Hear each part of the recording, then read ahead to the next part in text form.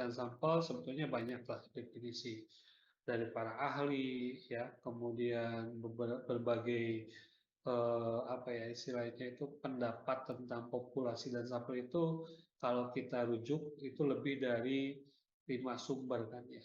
Nah, tetapi inti dari kelima sumber tersebut adalah seperti yang Bapak tuliskan di sini ya, bahwa kalau populasi itu adalah totalitas semua nilai yang mungkin, baik hasil menghitung maupun pengukuran, baik itu kuantitatif ataupun kualitatif, serta mempunyai karakteristik tertentu mengenai sekumpulan objek yang lengkap dan jelas. Nah, populasi di sini tidak hanya untuk orang saja, ya, tapi ini juga benda, bahkan hasil penilaian dan sebagainya itu dapat dikatakan sebagai populasi. Nah, sedangkan sampel adalah bagian kecil yang kita ambil daripada populasi dengan menggunakan teknik atau cara-cara tertentu atau prosedur tertentu. Nah, tadi menyebutkan ya, Akmal katanya ya, ada teknik atau cara-caranya gitu. Nah, memang betul karena untuk sampel sendiri, nah kita tidak bisa apa ya istilahnya itu ya harus mengetahui dulu ya sampel yang diambilnya itu apakah representatif atau tidak. Nah, seperti halnya kemarin ya ketika Bapak apa ya istilahnya itu memberikan sampel tentang memasak sop ayam itu ya, sop ya. Nah, kalau misalnya kita memasak sopnya itu tidak dalam bentuk panci, ya artinya misalnya dalam jumlah besar, ya kuali yang sangat besar sekali. Nah, kemudian kita mencicipi makanan tersebut, ya atau sop tersebut. Nah, maka di sini sampelnya itu kalau misalnya mau mencicipi enak tidaknya, ya harus dari berbagai arah, gitu ya. Tidak hanya dari sebelah kiri saja, mungkin harus dari sebelah kanan, sebelah atas, mungkin nanti di dalam dan sebagainya. Karena memang itu yang akan menjadi representasi daripada sop yang sudah kita masak. Nah, dari sini muncullah istilah ada prosedur tertentu. Karena memang untuk pengukuran atau pengambilan sampel sendiri ya, nah ini harus representatif ya. Misalkan begini, kalau kemarin ada juga yang Bapak ilustrasikan, misal ya, untuk populasinya ada 2 juta orang misalnya. Tapi sampel yang kita ambil itu misalnya hanya 1 gitu ya. Nah, apakah itu representatif atau tidak? Nah, di sini nanti ada aturannya dalam penarikan sampel. Seperti itu ya. Jadi antara populasi dengan sampel ini memang ada kaitannya gitu ya. Di mana kaitannya itu adalah ketika kita mengambil sampel, nah sampelnya itu harus representatif terhadap populasi. Gitu ya. Nah, jadi di sini harus digarisbawahi bahwa sampel yang kita ambil itu harus representatif terhadap populasi. Representatif itu apa, Pak? Representatif itu artinya sampel yang kita ambil itu harus bisa menggambarkan keseluruhan daripada populasi, gitu ya. Menggambarkan secara keseluruhan dari populasi. Bisa dipahami ya? Nah, itu.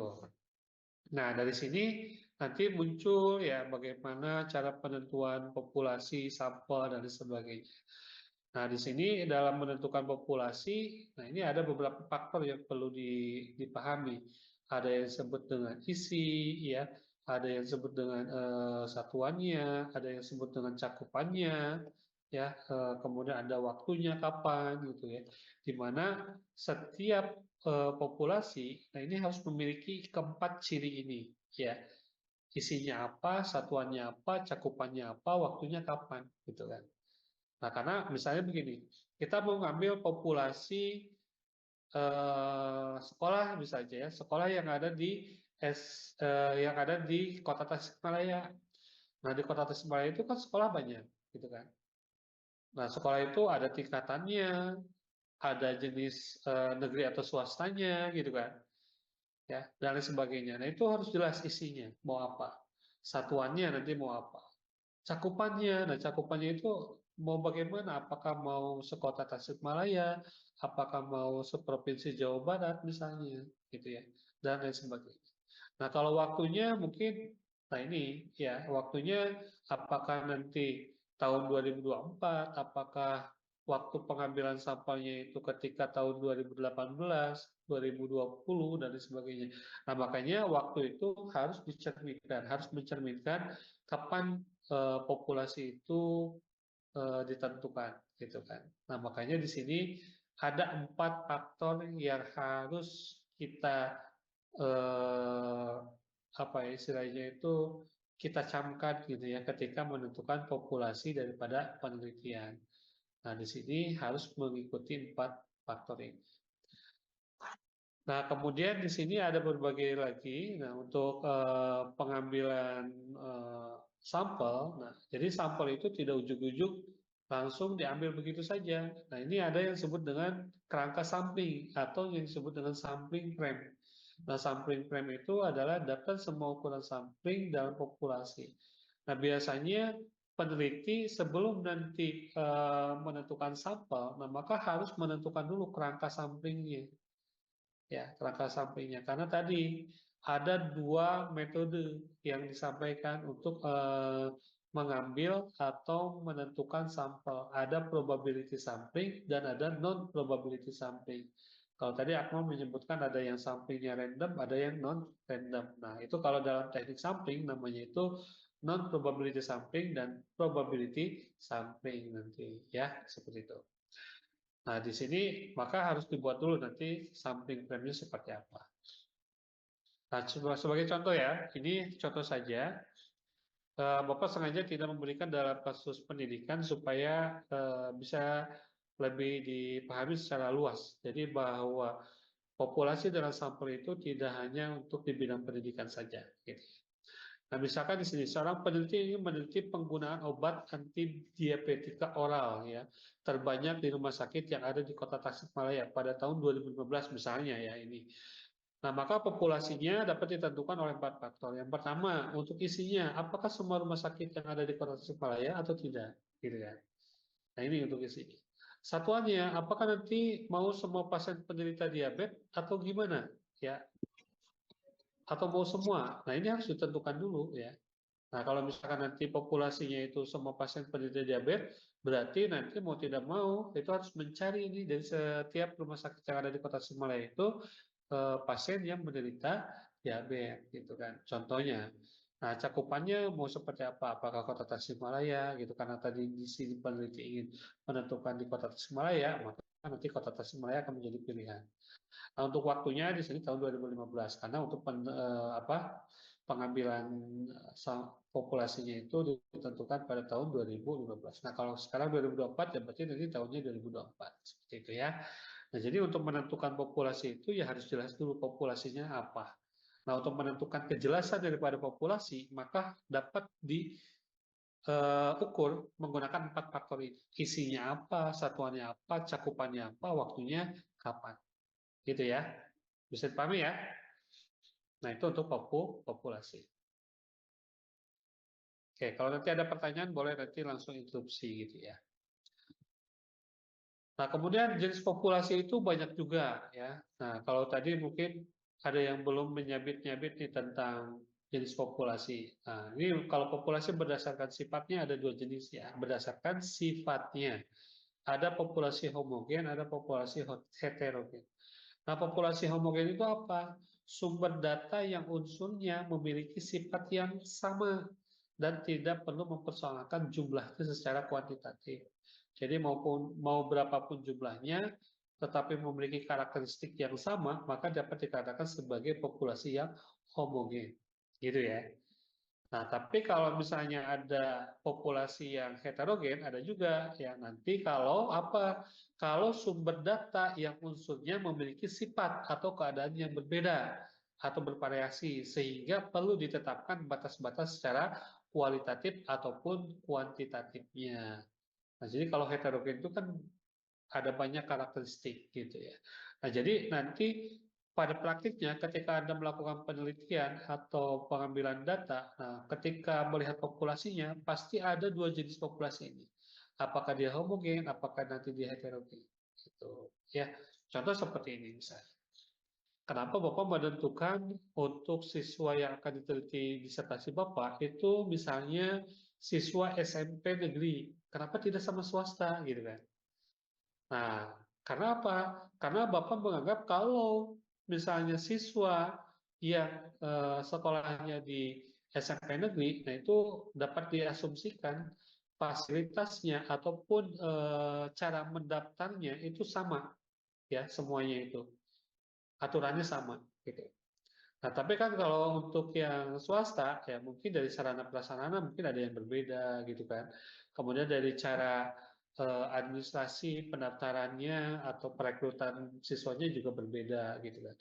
Nah, makanya tidak mengambil yang swasta misalnya. Nah, itu kenapa? Karena alasannya supaya populasinya homogen, misalnya seperti itu. Gitu ya. Nah, ini antara populasi homogen dengan populasi yang heterogen. Nah, kemudian ada juga nih jenis populasi berdasarkan cakupannya, ya.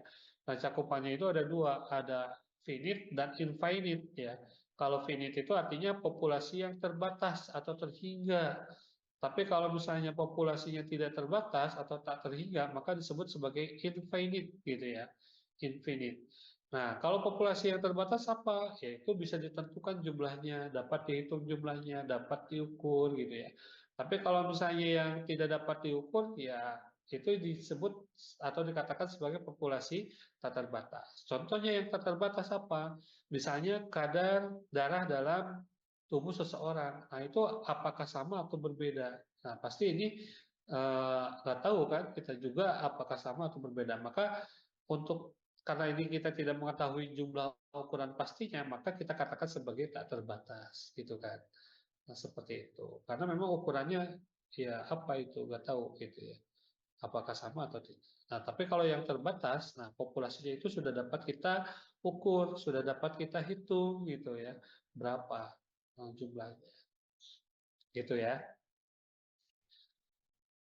Nah, kemudian di sini tadi kata Bapak, kenapa kita harus melakukan sampling ya? Nah, di sini adalah kalau misalnya alasannya banyak. Nah, kemudian sampling itu kan tadi sudah dikatakan harus representatif terhadap populasinya, gitu kan? Harus representatif terhadap populasinya. Representatif tadi sudah dijelaskan. Representatif itu artinya adalah bisa menggambarkan keadaan sesungguhnya daripada populasi, gitu ya. Nah, maka di sini bisa kita lihat ya. Syarat pengambilan sampel yang representatif terhadap populasinya satu, ada homogenitas populasi. Ya, kalau misalnya tadi populasinya homogen, itu akan lebih representatif dibandingkan dengan yang heterogen. Gitu. Nah, kemudian jumlah sampel yang dipilih juga nanti ada aturannya. Harus berapa, gitu ya. Sampai nanti semakin banyak sampel yang kita pilih, maka akan semakin representatif terhadap populasi. Semakin sedikit sampel yang kita ambil, maka akan semakin jauh representatif terhadap populasinya. Seperti itu ya. Nah, kemudian yang ketiga adalah banyaknya karakteristik subjek atau yang tadi dikatakan sebagai heterogen daripada populasi. Nah, kemudian yang keempat adalah adekuasitas teknik pengambilan sampel. Artinya ketepatan dalam teknik penggunaan sampel yang dipilih. Nah, ini juga menjadi syarat penting dalam pengambilan sampel yang representatif terhadap populasinya. Nah, kemudian penggunaan sampel dalam penelitian eksperimen itu tetap harus menggunakan prinsip efisiensi dalam penelitian eksperimen, gitu ya. Nah, eksperimen itu ya artinya eksperimennya yang dalam artian yang murni gitu ya. Nah, bukan kuasi eksperimen nanti. Nah, kemudian nanti dengan meneliti sedikit subjek, nah hasilnya dapat digunakan untuk menggambarkan seluruh populasi. Ya, artinya di sini generalisasi atau yang disebut dengan inferensi ya. Dengan meneliti sebagian sampel, maka nanti bisa menggambarkan keseluruhan populasi. Tapi dengan catatan di sini, sampelnya harus representatif. Begitu ya. Nah, ini ada catatannya. Sampelnya harus representatif. Nah, bagaimana cara kita atau misalnya alasan kenapa kita itu harus mengambil sampling gitu ya. Nah, di sini tadi dikatakan ya ada oleh siapa ya? Ya tentang efisiensi, kemudian oleh Riva jumlahnya ya dan sebagainya. Nah, ini ada ukuran populasi, ada masalah biaya, ada masalah waktu, ada percobaan yang sifatnya merusak, ada masalah ketelitian, ada faktor ekonomis.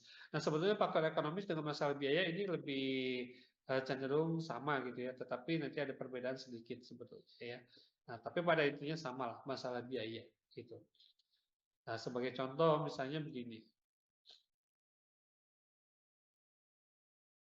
Nah, untuk ukuran populasi ya, apabila populasi itu tak terhingga atau tidak diketahui, maka peneliti tidak mungkin melakukan sensus terhadapnya.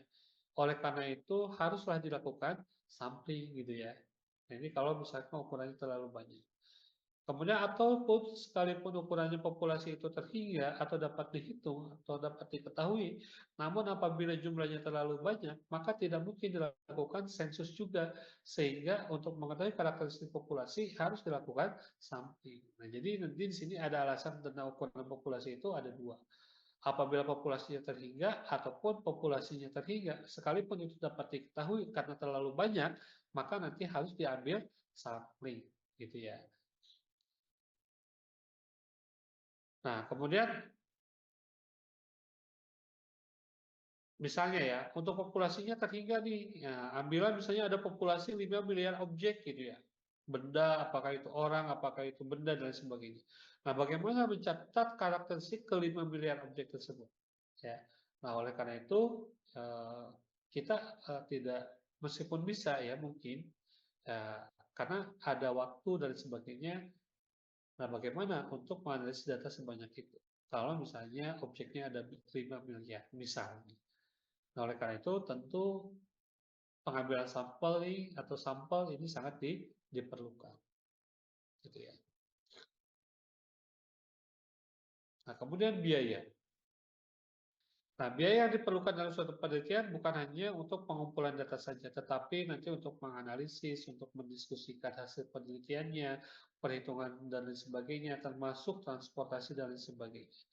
Nah, karena kalau misalnya nanti populasinya banyak, apalagi misalnya ya, untuk populasinya itu ternyata tidak hanya di Indonesia, ada misalnya di luar negeri, ya, atau misalnya ada di luar Pulau Jawa misalnya. Nah, itu kan perlu ada perhitungan untuk akomodasi dan sebagainya. Oleh karena itu ya perhitungan atau pertimbangan biaya itu menjadi salah satu faktor juga kenapa kita harus mengambil sampling atau sampel gitu ya. Jadi makin banyak objek yang diteliti, maka akan semakin banyak pula biaya yang dikeluarkan. Nah, salah satu alternatif untuk mengatasi keterbatasan biaya adalah melalui sampling, seperti itu. Nah, kemudian waktu. Nah, ketika sampelnya ukurannya besar, maka secara otomatis waktu yang diperlukan juga akan relatif lama. Ya.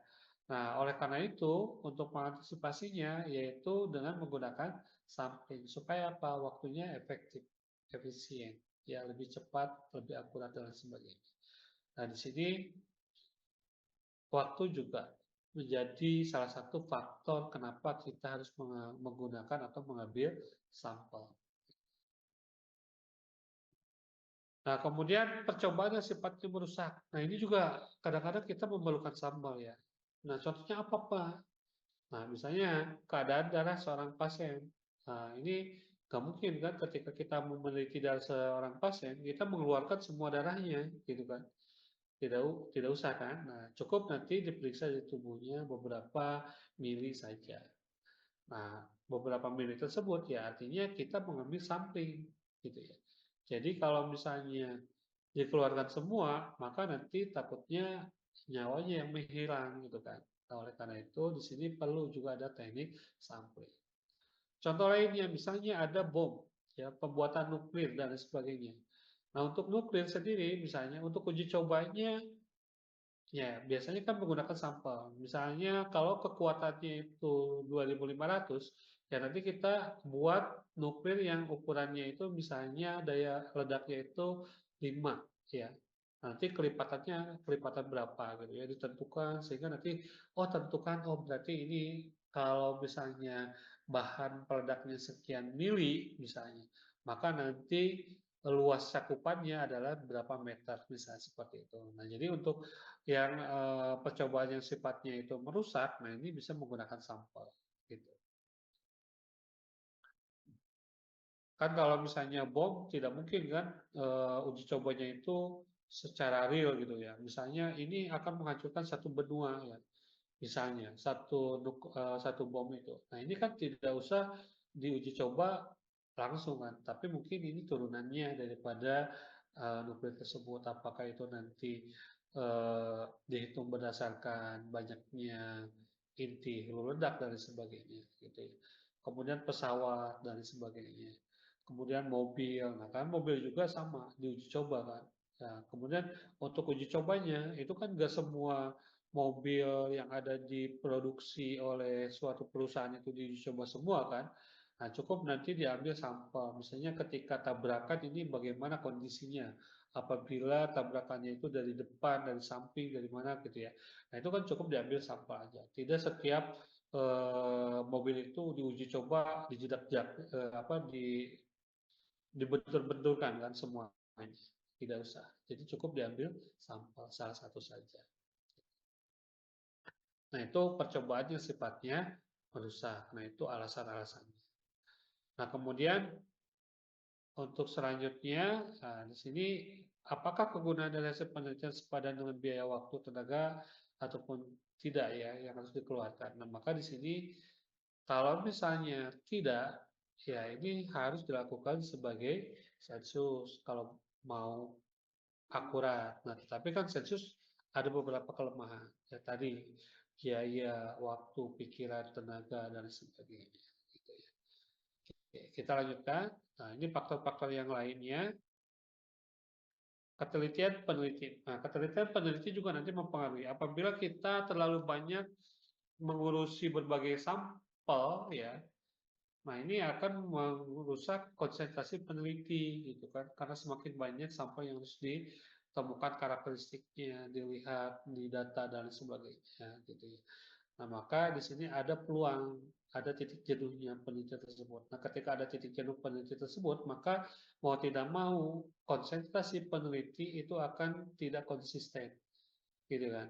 Nah, oleh karena itu supaya konsisten ya baiknya kita ambil sebagai sampel saja, gitu ya. Gitu.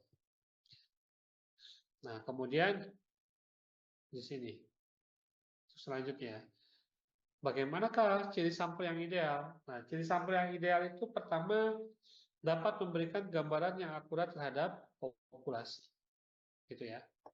Nah, kemudian dapat menentukan presisi. Nah, apa itu nanti presisi? Nah, ini sering ya sekarang digaung-gaungkan. Akurasi dan presisi. Nah, nanti apa yang disebut dengan akurasi, apa yang disebut dengan presisi.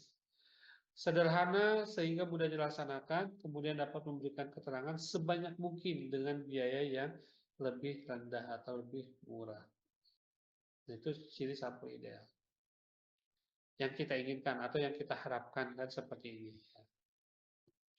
Nah, sekarang berbicara tentang akurasi dan dengan presisi, mohon perhatikan gambar di sini ya. Nah, kalau misalnya ini ada lapangan golf, kemudian nanti ada lubang golfnya. Nah, kalau yang dikatakan dengan akurasi itu ya, yang putih itu, yang lingkaran putih itu dikatakan sebagai bola golfnya. Itu kalau akurasi, nah ini kalau presisi. Nah, Bapak analogikan seperti inilah, supaya nanti saudara bisa mengingat antara apa itu akurasi, apa itu presisi. Gitu. Nah, sampel yang ideal itu adalah sampel yang memiliki akurasinya baik, presisinya baik. Nah, tetapi tidak mungkin nih dua-duanya dapat ketemu ya, atau dua-duanya itu dapat kita temukan dengan cara yang gampang gitu ya. Nah, sangat sulit. Nah, kalaupun ada, bagus ya. Karena memang untuk sampel yang ideal ini harus dua-duanya terpenuhi, akurasi dengan presisi. Nah, kira-kira dari gambaran ini ada yang bisa menjelaskan nih apa artinya akurasi, apa artinya presisi dari ilustrasi ini. Silakan.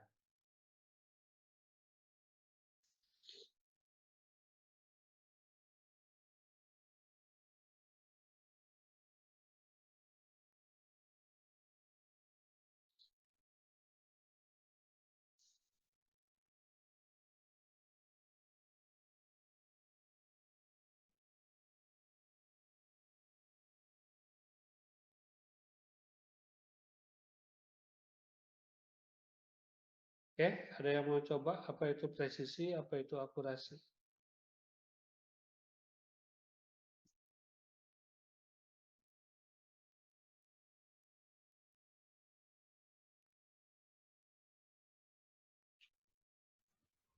saya izin menjawab. Bapak, saya izin menjawab. Oke, silakan sudah. Kalau untuk akurasi itu menunjukkan kedekatan hasil dengan nilai sesungguhnya. Sedangkan untuk presisi itu sejauh mana pengulangan dari pengukuran dalam kondisi yang tidak berubah mendapat hasil yang sama, Pak.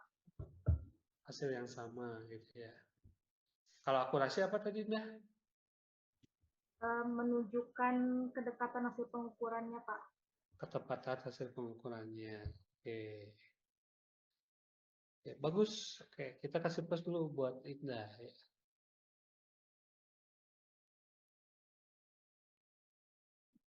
Oke, barangkali untuk yang lainnya. Izin Oke, izin menjawab, Pak. Ya, Untuk akurasi sendiri itu kan ketepatan dari setiap pengujian sampel ataupun hipotesis ya, Pak, bisa jadi.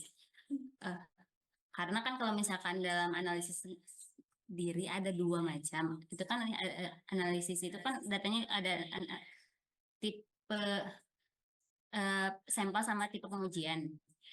Karena kan itu datanya beda ya. Data sampel sama data pengujian harusnya beda biar emang presisi yang dihasilkan juga lebih bagus. Terus kalau misalkan dalam presisi sendiri, kalau misalkan dalam pengujian data, kan data itu bisa diuji berkali-kali. Akurasi setiap pengujian data itu kemungkinannya berbeda-beda. Tinggi rendahnya presisi itu menentukan bagus atau tidaknya kualitas data tersebut atau metode yang digunakan dalam analisis tersebut. Oke, bagus. Ada pendapat lain. Nah, itu dari asli nih. Kita kasih plus dulu untuk asli ya. Oke, ada lagi yang mau buat pendapat tentang akurasi dengan presisi?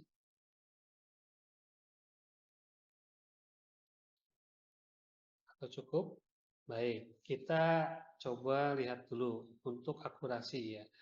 Betul, dua-duanya baik itu Indah ataupun Aslini itu menyatakan akurasi itu ketepatan.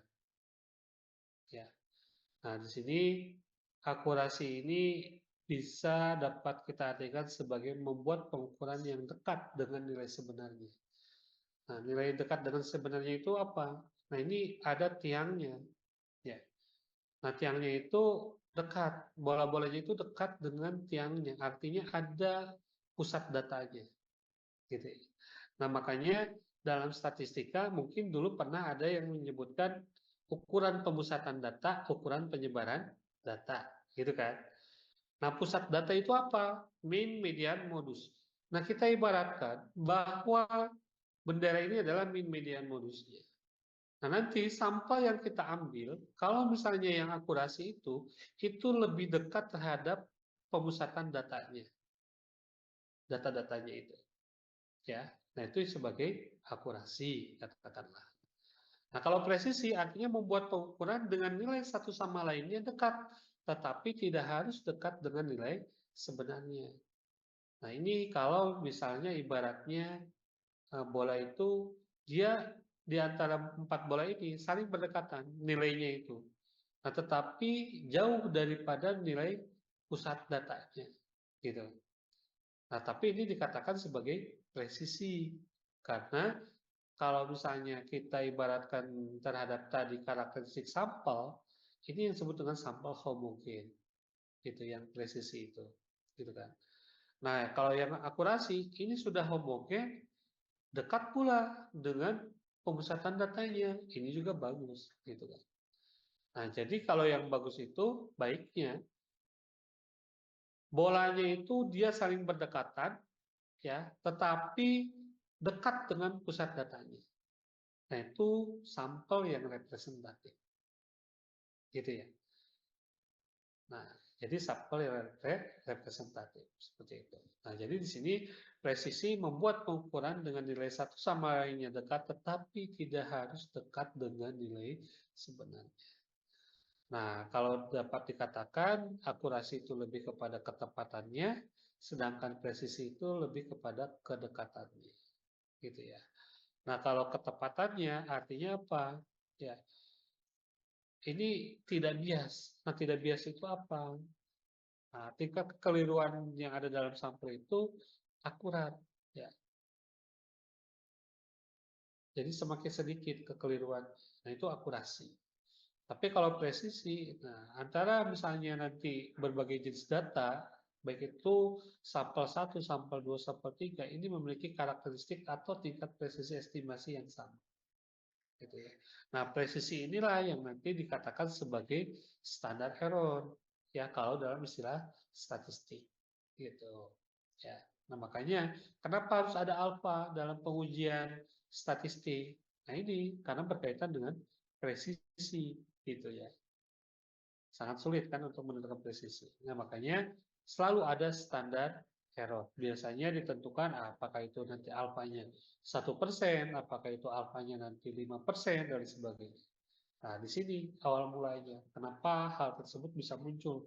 Ujung-ujung kenapa Pak kita harus menggunakan alfa? Mungkin ketika di statistika dasar, ketika melihat tabel C kuadrat misalnya, itu kan ada alfanya. Coba lihat alfanya kalau 5%. Coba kalau misalnya lihat alfanya kalau 1%, misalnya seperti itu. Nah, itu kan menentukan presisi. Nah, ini kalau kita gambarkan sampel yang baik itu ya seperti ini. Ya, ini ada ukuran yang vertikal ini jumlah sampel yang dibawa gitu ya, atau karakteristik samplingnya. Sedangkan yang horizontal ini adalah tingkat kesalahan. Nah, yang bagus yang mana? Nah, ini kalau kita baca ya, ketika banyak sampel yang kita gunakan, maka tingkat kesalahannya itu akan semakin sedikit. Nah, ini contohnya. Ya, misalnya di sini. Nah, ini semakin sedikit tingkat kesalahannya. Tapi kalau jumlah sampelnya itu sedikit, nah berarti sedikit itu di sebelah sini ya, sedikit ya. Nah, kemudian bagaimana tingkat kesalahannya? Tingkat kesalahannya akan semakin banyak. Kenapa? Karena kalau misalnya dari 8.000 populasi, ya, misalnya, ini diambil satu sampel, nah, maka tingkat kesalahannya akan semakin banyak. Tapi kalau misalnya yang diambilnya adalah 7.500, katakanlah misalnya, maka di sini akan lebih baik. Tingkat kesalahannya itu akan semakin sedikit. Nah, ini sebagai ilustrasi saja. Semakin banyak sampel, maka akan semakin representatif. Semakin sedikit sampel, maka akan tidak semakin representatif. Nah, maka oleh karena itu harus ada di sampel ideal yang kira-kira diperlukan itu harus berapa.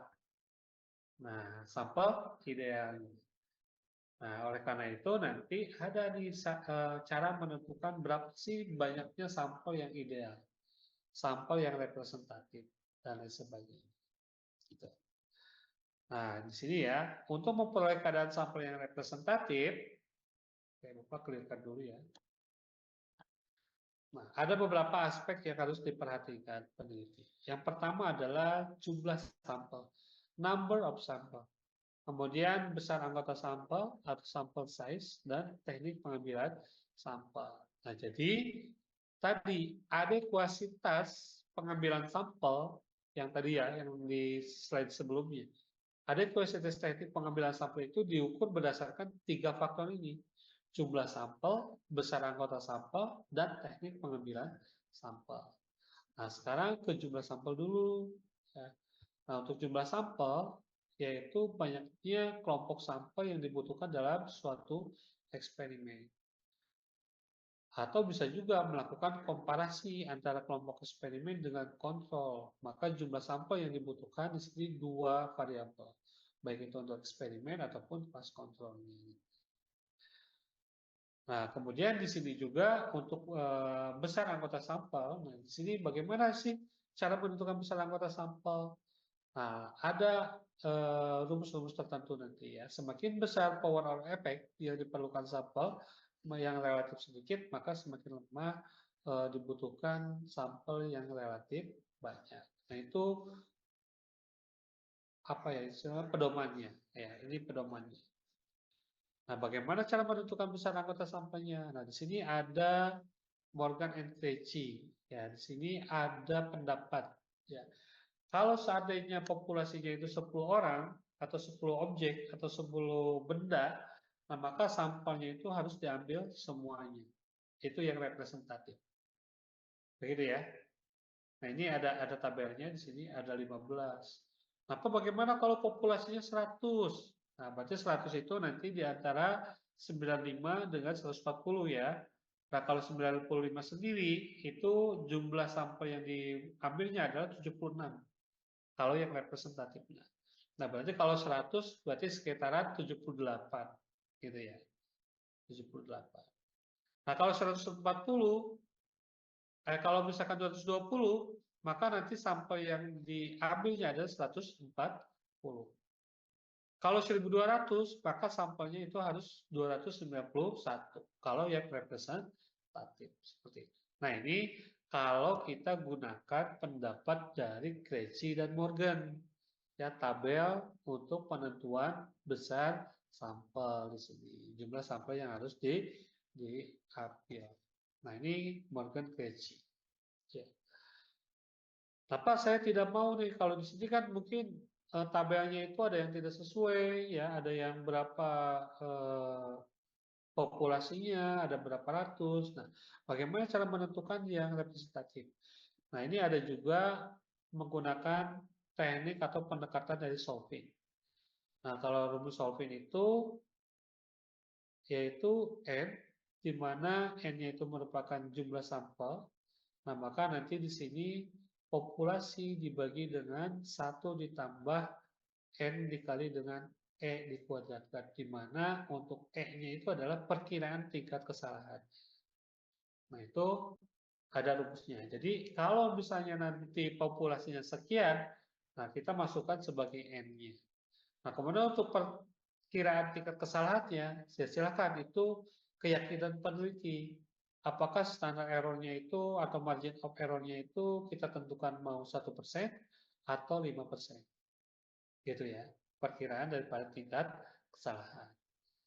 Nah, atau ada juga kalau misalnya populasinya, ini kan kalau populasinya diketahui ya, kalau populasinya diketahui ya pendekatannya solving gitu kan, yang gampang. Tapi bagaimana nih kalau jumlah populasinya sendiri kita tidak ketahui apakah 5 miliar, apakah itu berapa ribu gitu ya. Nah, kita belum ketahui nih populasinya. Maka kalau misalkan pakai solving tidak akan ketemu karena syarat solving di sini N-nya harus ada dulu, N untuk populasinya, N kapital gitu ya. Nah, bagaimana kalau misalnya populasinya tidak diketahui, maka digunakanlah teknik Isaac-Michael. Nah, ini pendekatan yang kedua, apabila populasinya tidak diketahui atau jumlah populasinya tidak diketahui. Nah, maka di sini rumusnya ada sampel, kemudian nanti ada tingkat kepercayaan dibagi dengan 2, ya, kemudian nanti ada proporsi populasi, nah kemudian ada Q, Q itu tingkat kepercayaannya dikurangi dengan proporsi populasinya. Nah, sedangkan E adalah margin of error seperti biasa. Nah, itu untuk teknik Isaac-Michael dengan teknik solving. Gitu ya. Nah, kita sekarang coba dulu nih. Ya, boleh ditulis ya dalam bukunya.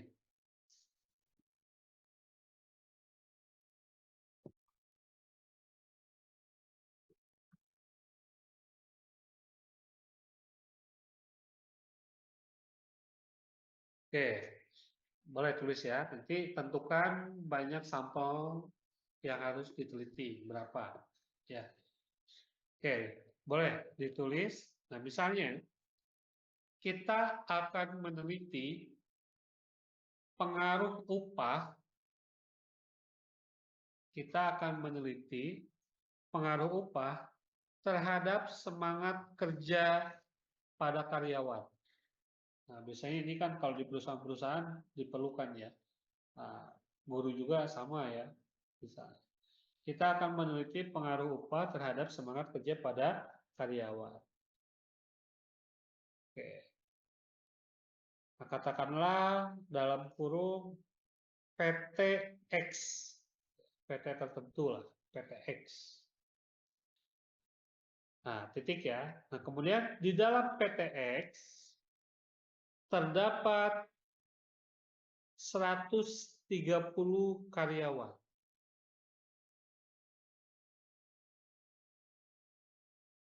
Dengan tingkat kesalahan pengambilan sampel 5%, dengan tingkat kesalahan pengambilan sampelnya 5%, berapakah jumlah sampel ideal minimal yang harus diambil?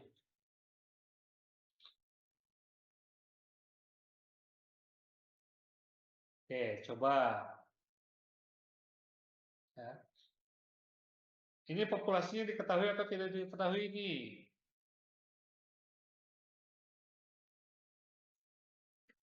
Pakai teknik solving atau pakai teknik Isaac Michael?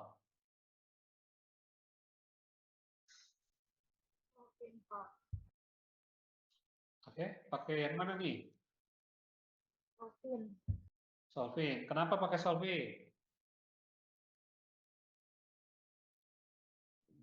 Karena tadi populasinya diketahui ya. ya, Nah, dengan kata-kata apa?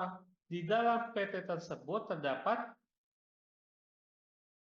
130 karyawan kan? Nah, berarti 130 karyawan itu sebagai populasi. Gitu ya. Nah, coba 130 berarti dibagi dengan 1 ditambah dengan 130 dikali perkiraan tingkat kesalahannya tadi berapa persen katanya? 5%. 5%. Nah, coba kalikan 5%. Coba hasilnya berapa? Ada yang sudah selesai?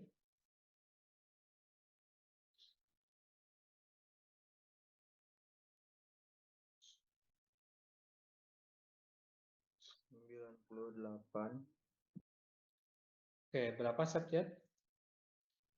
98, Pak. 98. Ada komanya enggak? Ada, Pak. Ada. Berarti kalau ada komanya, kita bulatkan menjadi 99. Karena minimal ya. Nah, berarti jumlah sampel idealnya adalah 99 orang yang harus kita ambil. Oke? Gitu ya. Bisa dipahami ya untuk semuanya. Nah, sekarang Pak, bagaimana kalau misalnya populasinya tidak diketahui? Nah, ini pakai Isaac Michael. Nah, contoh soalnya boleh ditulis ya untuk contoh soalnya ini atau contoh kasus ya, contoh kasus. Nah, misalnya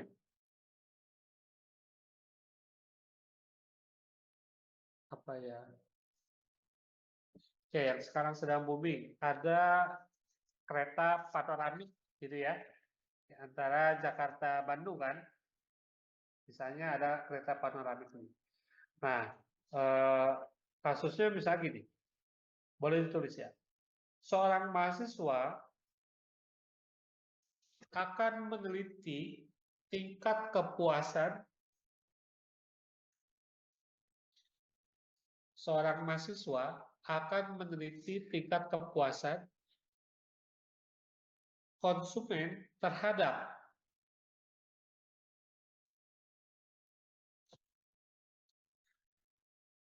pelayanan kereta panoramik.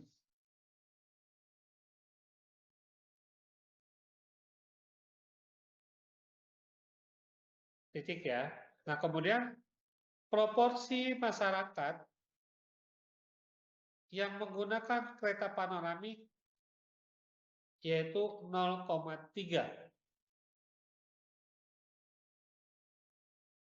dengan tingkat signifikansi 90% dan margin error 10%. Oke, Bapak ulangi ya. Tingkat signifikansinya 90% dan margin of error-nya 10%. Tentukanlah berapa jumlah sampel yang harus diambil. Oke, jadi pertanyaannya itu berapa sih sampel ideal yang harus kita ambil gitu ya. Dari pengguna kereta panoramik itu. Coba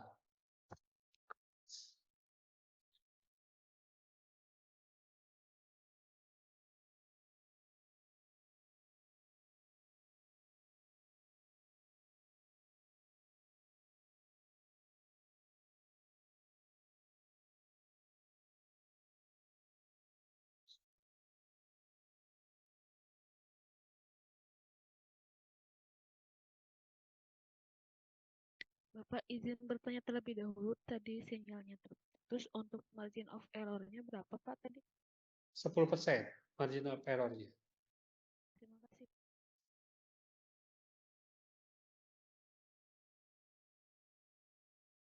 Kalau alfa itu peluang dikurangi dengan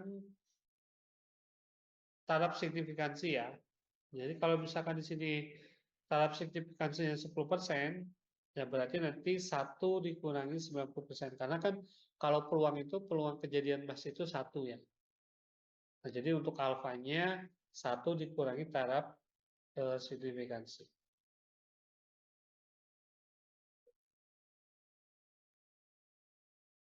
Nah, kalau Z-nya ini punya daftar distribusi tabel untuk normalitas data nggak? Tabel Z. Belum ada. Oke, kita bahas bareng aja ya. Oke, kita bahas bareng nih.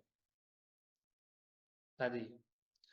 Oke, Bapak buat di sini aja. Oke, pertama kita harus tentukan dulu nilai ini. Mana kok nggak muncul? Bentar. Oke, pertama kita harus tentukan dulu nilai ini nih. Nah, di sini ada 2 komponen. Ada alfa, ada Z. Nah, Z itu nanti dilihat dari tabel distribusi tabel Z ya, atau distribusi normal. Nah, di sini untuk menentukan alfa, berarti alfa ini sama dengan 1 dikurangi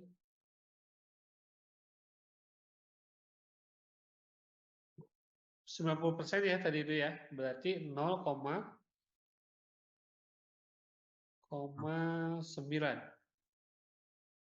Nah, 1 dikurangi 0,9. Berarti di sini hasilnya adalah 0,1. Nah, ini untuk alfanya 0,1 nih. Tapi di sini alfanya itu kita lihat dia dibagi 2. Ya, dibagi 2. Nah, maka di sini untuk alfanya sendiri alfa dibagi 2. Nah, ini tulis ya alfa per 2. Nah, maka nanti di sini 0,05.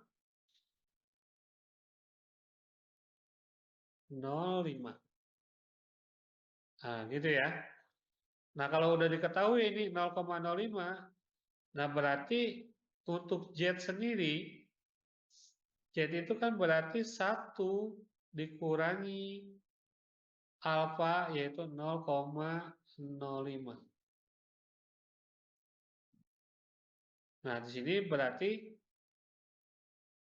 0,95. Nah, kita lihat nih 0,95 di daftar frekuensi tabel ya. Nah, ini lihat ke tabel. Nah, atau di rumus Excel boleh nanti distribusi normal berapa. Nah, ini lihat ke tabel. Nah, kalau 0,95 itu kan sudah banyak ya. Menentukan 0,95 itu kalau kita lihat dari tabel itu adalah 1,64 hasilnya itu. Nah, jadi si nilai Z-nya itu adalah 1,64. Nah, berarti udah ketahuan ya di sini ya untuk nilai Z-nya. Nah, berarti nanti di sini kalau kita masukkan ke sini yang belum ada itu tinggal P dan Q kan sama E. Nah, Z-nya udah ada, nah sekarang P. P yaitu berapa? Tadi dikatakan proporsi masyarakat yang menggunakannya itu adalah 0,3 ya. Ada soal 0,3. Nah, berarti Q-nya itu adalah 1 dikurangi 0,03. 0,3. Nah, berarti di sini berapa? 0,7. Nah, itu untuk Q-nya. Nah, sekarang E-nya. E-nya tadi margin of error-nya berapa? 10%. Nah, 10% itu sama juga kalau didesimalkan jadi berapa? 0,1. 0,1. Nah, ini udah ada semua ya. Z, P, Q, E. Nah, berarti kita tinggal substitusi ke rumus N. Nah, kita coba masukkan N sama dengan Z-nya 1,64.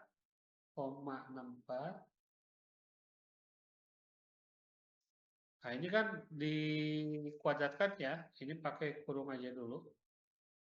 Nah, ini kita kuadratkan. Nah, kemudian dikali P, P-nya berapa? 0,3 kali Q, Q-nya berapa? 0,7. Nah, ini kali ya. Nah, kemudian baru dibagi E dikuadratkan. E-nya itu adalah 0,1 pakai kurung, kita kuadratkan. Ya. Oke, silakan tinggal dihitung. Ada yang mau coba hitung nih, berapa hasilnya?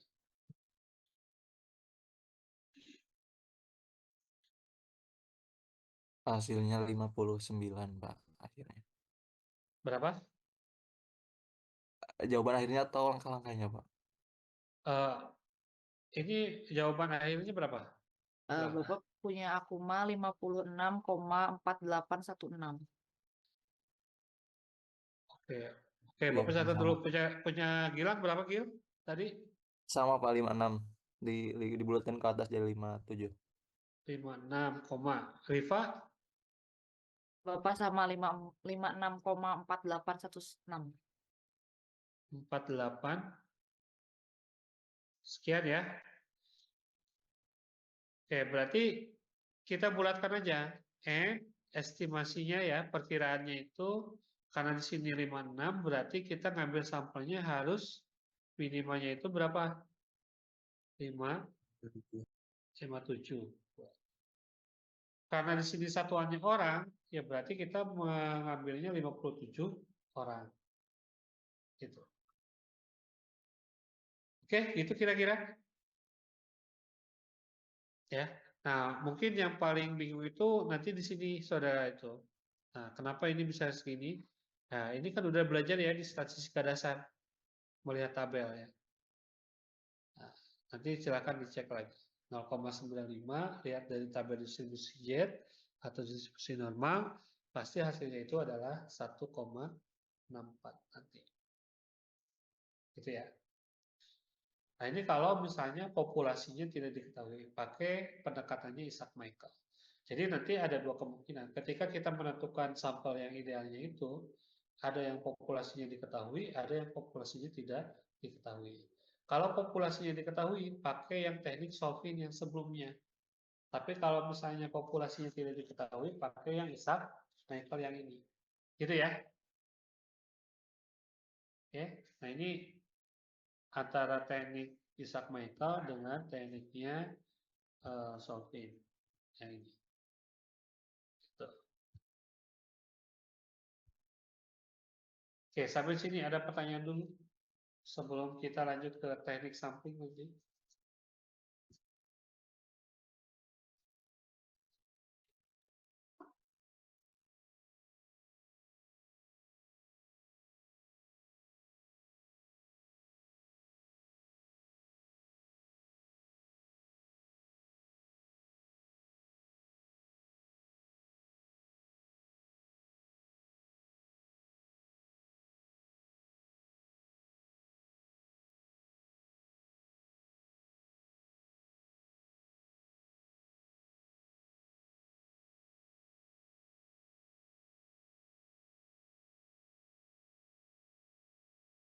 Ini probability sampling, yaitu teknik pengambilan sampel yang memberikan peluang yang sama kepada seluruh anggota populasi untuk dipilih menjadi anggota sampel. Misalnya begini, populasinya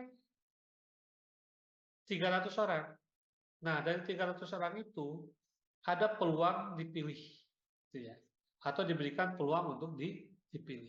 Nah, maka itulah yang disebut dengan probability sampling. Nah, syaratnya adalah ukuran populasi di mana sampel yang diambilnya itu harus diketahui. Nah, ini untuk syarat probability sampling. Nah, kemudian setiap anggota populasi harus mempunyai kesempatan yang sama untuk menjadi sampel. Nah, itu syaratnya. Nah, sedangkan non-probability sampling itu adalah teknik pengambilan sampel yang tidak memberikan peluang ataupun kesempatan yang sama bagi setiap unsur ataupun anggota populasi untuk dipilih menjadi sampel. Nah, artinya ini ada kecenderungan tertentu gitu ya. Gitu. Nah, contoh realnya gimana ya? Nah, misalnya begini loh.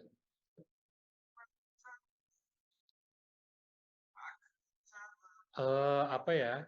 Contohnya itu kalau probability sampling ya, misalnya populasinya itu adalah seluruh mahasiswa pendidikan matematika tingkat atau angkatan 2021 misalnya. Nah, itu populasinya. Nah, maka kalau sampelnya, kalau pakai probability sampling, nah, angkatan 2021 seluruhnya itu diberikan kesempatan untuk bisa dipilih menjadi sampel. Gitu ya. Tapi kalau non-probability sampling, misalnya, dari angkatan 2021 itu, hanya perempuan saja nih yang dipilih. Nah, berarti itu bukan probability sampling, tapi non-probability sampling. Karena ada kecenderungan. Jadi, untuk laki-lakinya itu tidak diberikan kesempatan untuk dipilih menjadi sampel. Gitu ya. Nah, itulah contoh sedikit antara probability sampling dengan non-probability sampling. Nah, sekarang untuk probability sampling itu ada jenisnya untuk tekniknya. Yang pertama ada simple random sampling, yang kedua ada cluster random sampling, yang ketiga ada stratified random sampling, ada systematic random sampling, kemudian ada sampling ganda, sampling multiple, ada sampling sekuensial. Nah, nanti coba saudara diskusikan dulu ya tentang probability sampling, baik itu simple random sampling, cluster random sampling, stratified random sampling, kemudian systematic random sampling. Nah, cuma 4 untuk probability samplingnya. Nah, kemudian untuk non-probability samplingnya, Anda silakan cari bagaimana accidental sampling, bagaimana cara menetapkan kuota sampling, bagaimana dengan full positive sampling, dan bagaimana snowball sampling. Oke? Nah, silakan. Caranya supaya lebih cepat, mau dikelompokkan atau mau individu ini?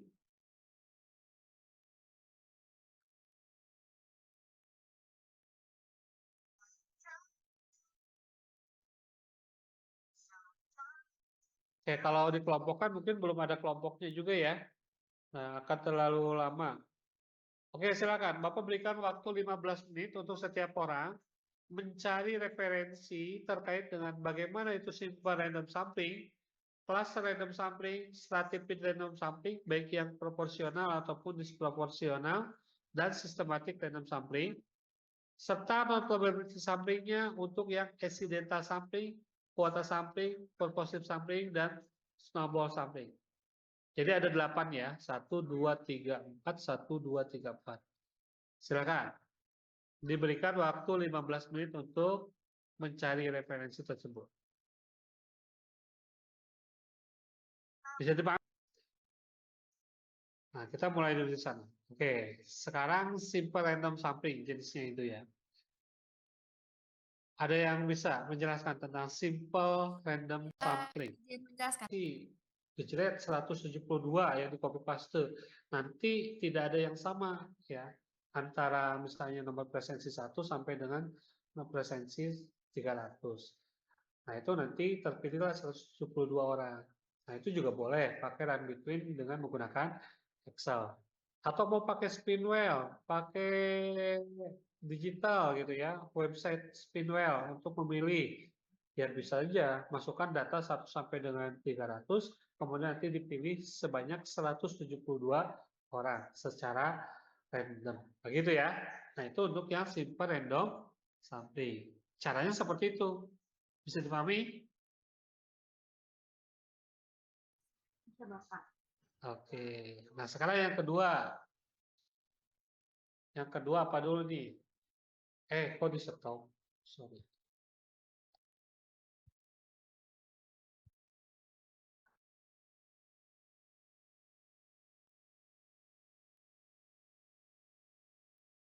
Yang kedua itu cluster. Oke, siapa yang mau menyatakan cluster random sampling? Boleh Pak sama Resti. Oke, silakan sama Resti. Baik Bapak, untuk jenis probability yang kedua itu kan terkait dengan cluster random sampling. Sebenarnya tidak jauh berbeda Bapak dengan tadi simple random sampling, cuma bedanya itu kalau di cluster sampling itu ada pengelompokan atau klasifikasian yang mana karena populasinya itu terlalu banyak, jadi dibagi ke dalam beberapa kelompok untuk mewakili penelitian tersebut. Misalnya itu ketika ingin meneliti tentang kecemasan komunikasi misalkan Pak, kecemasan komunikasi pada mahasiswa baru Universitas Siliwangi. Itu kan jangkauannya terlalu luas ya Pak. Maka dibagi dulu beberapa kelompok misalkan per fakultas dulu. Jadi menelitinya itu terhadap satuan-satuan kelompok tersebut untuk mewakili keseluruhan penelitian tersebut Pak. Jadi dibagi ke dalam beberapa cluster. Gitu Pak. Kasih. Oke, sip.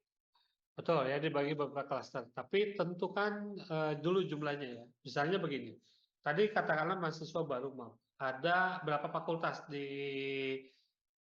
Unsil? Coba nih, yang udah orientasi, ada berapa fakultas di Unsil? 7 Bapak. Betul, 7? Oke, 8. katakanlah ada 7 ya. Nah, berarti nanti klasternya itu ada 7. Gitu ya.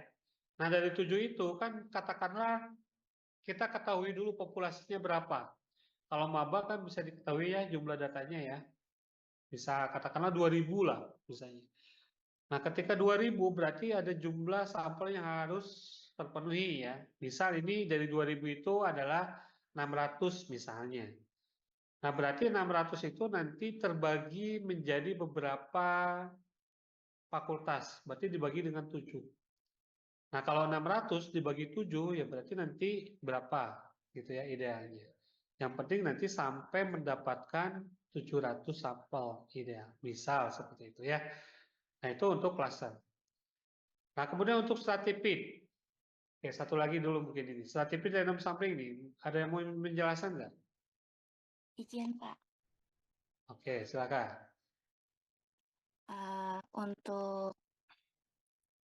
untuk stratified di sini kan ada 2 yang proporsional dan yang tidak proporsional kurang. Nah, untuk yang proporsional di mana teknik ini digunakan bila populasi mempunyai anggota atau unsur yang tidak homogen dan berstrata secara proporsional. Contohnya, suatu perusahaan memiliki pegawai dengan pendidikan berstrata lulus S1 50 orang, S2 30 orang, SMK 800 orang, SMA 400 orang, nah dan SD 300 orang. Maka dalam contoh tersebut pengambilan sampel dengan teknik ini adalah dengan asumsi 10% dari populasi masing-masing strata yang diambil.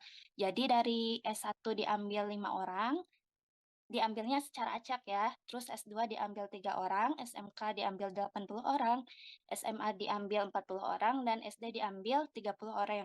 30 orang. Maka total sampel yang diambil adalah dijumlahkan dari yang tadi diambil secara acak menjadi jumlahnya yaitu 158 orang. Nah, untuk satunya lagi yang apa? Yang kurang profesional, di mana untuk contohnya yaitu suatu perusahaan memiliki pegawai seperti tadi. Nah, untuk pengambilan sampelnya dengan teknik ini dilakukan secara bebas atau seenaknya. Misal yang diambil itu dari S1 diambil 50 orang, dan untuk populasi S2-nya 30 orang, atau semua populasi S2. Nah, sementara dalam kelompok strata yang lainnya itu diabaikan karena jumlah populasinya terlalu besar, sehingga total sampel yang digunakan adalah 80 orang. Seperti itu, Pak. Oke, Bapak luruskan dulu sedikit ya. Proporsional dengan disproporsional. Kalau proporsional artinya proporsinya sama ya, bukan proporsional ya. Nah, kalau disproporsional itu proporsinya yang tidak sama. Tapi tadi contohnya bagus, sudah betul.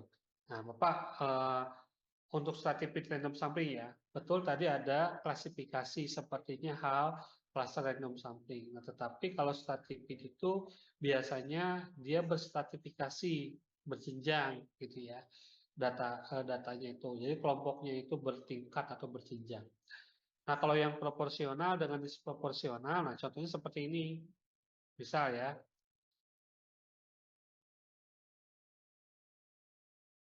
nah ini kalau proporsional stratified random sampling ya. Nah, contohnya mahasiswa pendidikan Bapak matematika. mohon maaf. Ya. Udah jam 9.34, bagian ada mata kuliah lain, Pak. Oke, baik. Sebentar ya, 1 menit lah, 1 menit. Untuk yang proporsional dulu ya. Ini yang proporsional, mahasiswa pendidikan matematika Unsil ingin meneliti kemampuan literasi ini. Siswa belajar yang di tingkat SD, SMP, SMA, dan perguruan tinggi di lingkungan Kota Tasikmalaya pada tahun 2024. Jika jumlah sampel yang diperlukan adalah 120 orang dan populasinya diketahui 1.200 orang, maka tentukan ukuran sampel dari setiap strata tersebut. Nah, caranya gini. Jadi kita ambil dulu populasinya 1.200, ukuran sampel yang diinginkannya misalnya 120 ya. Nah, maka nanti dibuatlah proporsinya. Nah, untuk membuat proporsinya, yaitu dengan cara membagi ukuran sampel dibagi dengan populasi, yaitu 0,1. Nah, nanti karena ini proporsinya sama dari setiap strata, artinya dibuat 0,1 nanti semua. Ya, nah kemudian untuk anggota populasinya nanti kan beda-beda nih, ada SD sekian, SMP sekian, SMP sekian. Nah, maka nanti di sini harus berapa orang? Misalkan di sini nanti jadi 23 orang, di sini jadi 27 orang gitu ya. Di sini jadi 30 orang, di sini 40 orang. Nah, nanti ditotalkan pasti di sini harus 120. Gitu ya. Bisa dipahami ya, ini kalau proporsinya yang sama. Nah, tapi kalau misalnya proporsinya yang berbeda, nah contohnya seperti ini. Nah, kalau proporsinya yang berbeda. Nah, disproporsional ya. Disproporsional itu artinya proporsinya tidak dikatakan sama. Artinya semua dirad. Diradnya itu setiap kelompok harus diambil 30 orang misalnya. Ya udah, berarti ini nanti 30, ini 30, 30, 30. Jadi bukan berdasarkan stratified proporsional gitu ya. Kalau proporsional proporsinya sama semuanya. Ya, itu aja ya bedanya. Oke? Nah, begitu. Nah, baik, untuk hari ini mungkin dicukupkan dulu sampai di sini. Nah, untuk tugas terstrukturnya seperti biasa nanti ada tugas resume ya. Seperti yang sudah dilakukan. Nah, resumenya tentang penaksiran materinya. Ya, penaksiran parameter. Jadi, silakan Anda cari tentang penaksiran parameter. Nah, di samping itu, silakan nanti saudara, itu kan baru 3 ya, baru 3 jenis yang disampaikan. Nah, buat kasus untuk teknik pengambilan sampelnya. Berarti yang belum di sini tinggal yang systematic random sampling, incidental sampling, quota sampling, purposive sampling, dan snowball sampling. Berarti 5 ya. Untuk kelas ini 5. Mungkin nanti untuk kelas yang lain beda-beda. Nah, makanya nanti silakan dibuat kasusnya sampai mendapatkan bagaimana sampling tersebut diperoleh. Gitu ya. Oke? Nah, baik, itu saja yang bisa Bapak sampaikan untuk pertemuan ini. Jadi untuk tugas terstrukturnya nanti ada 2 jenis. Ada yang untuk yang resume dan untuk penentuan sampling. Baik, itu saja yang bisa Bapak sampaikan. Untuk kurang lebihnya mohon maaf bila ada kekurangan. Wabillahi taufiq wal hidayah. Wassalamualaikum warahmatullahi wabarakatuh. Waalaikumsalam. Waalaikumsalam warahmatullahi wabarakatuh. Terima kasih Bapak, izin live. Ya, silakan.